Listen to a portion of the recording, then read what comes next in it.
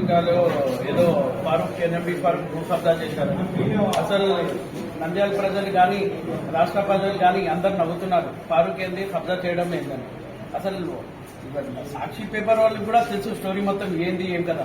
ఏదో రాస్తున్నారు, ఏదో ఫారూక్ కి ఎట్లా బురద జల్లాలో. ఎందుకంటే ఈ స్థలం ఎవరిదో అందరికీ తెలుసు, నంద్యాల ప్రజలకి తెలుసు, సాక్షి వాళ్ళకి కూడా తెలుసు, ఇక్కడ ఉన్న నాయకులు అందరికీ తెలుసు. ఇది ఇప్పటి నుంచి కాదు, 1952 నుంచి మా తాత వాళ్ళ స్థలాలని అందరికీ తెలుసు. ఈ స్థలాలు ఏంది అన్ని తెలిసి కూడా రాస్తాం. ఇది నవ్వుల పాటు.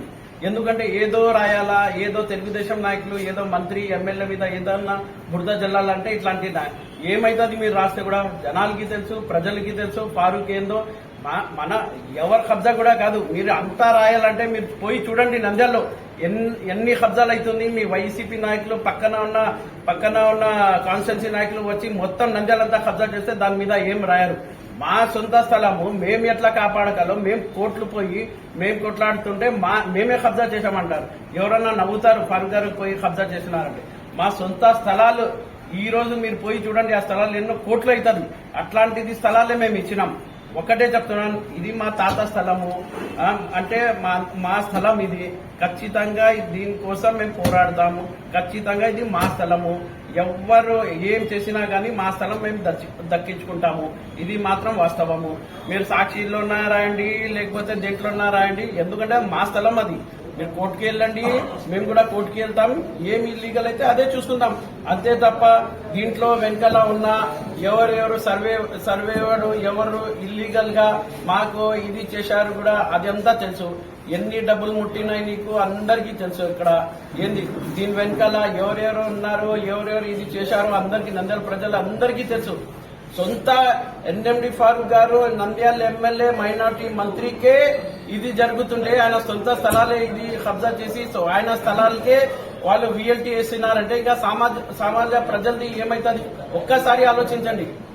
ఒక మంత్రి ఎమ్మెల్యేకే రక్షణ లేకపోయింది, ఇంకా సామాన్యది ఏం ప్రజలది ఏం కావాలి? మేమే కొట్లాడుతున్నాం ఇది అంటే కామన్ మ్యాన్ ఏమై కావాలి అంటే ఎంత మీరు చూడండి దీనిలో ఎంత ఎక్కడ కరప్షన్ ఎక్కడి నుంచి ఎక్కడ వెళ్తుందో.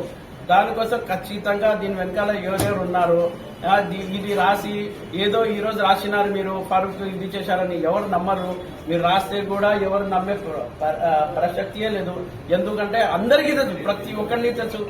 ఎందుకంటే పద్మావతి నగర్ ఈ కోనా కానీ ఆ కార్నర్ కానీ ఇచ్చిందే మేము. నంద్యాలలో ఎవరన్నా అడగండి, ఎక్కడన్నా కానీ నష్టం వల్ల స్థలాలే అని అంటారు. ఇప్పుడు కూడా మీరు లింక్ డాక్యుమెంట్ ఎక్కడన్నా తీయండి, సాయిబాబా నగర్ కానీ ఎక్కడన్నా కానీ మా తాత ముత్తాతల స్థలాలే ఉన్నాయి. కానీ ఏ రోజు కానీ మా నాన్నగారు కానీ మా ఫ్యామిలీ మెంబర్స్ కానీ ఎవరన్నా కానీ మా చిన్నాన్న కానీ ఎవరన్నా ఇల్లీగల్ యాక్టివిటీస్ లో లేకపోతే భూ కబ్జాలో ఎవరు పార్టిసిపేట్ చేయలేదు. అట్లా పార్టిసిపేట్ అవసరం కూడా లేదు, మాకు అవసరం కూడా లేదు. మీకు అంత సాక్షి పేపర్ కి అంతా ఉంటే పద్మావతి నగర్ లో గాని నంద్యాలలో గాని ఒక్కసారి మీరు రౌండ్ కొట్టి చూడండి ఎన్ని కబ్జాలు అవుతుందో. పొద్దున్న లేస్తేనే కబ్జాలే.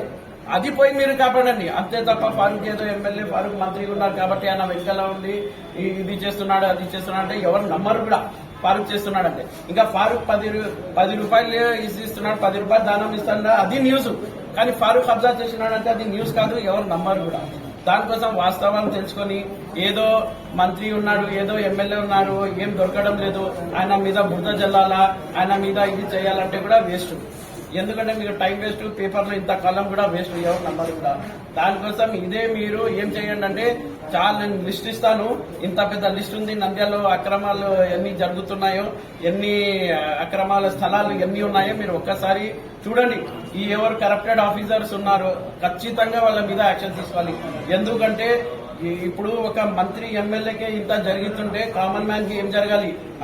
ఇప్పుడు సర్వే కూడా వితౌట్ నోటీసు, వితౌట్ ఎవరికి తెలియకుండా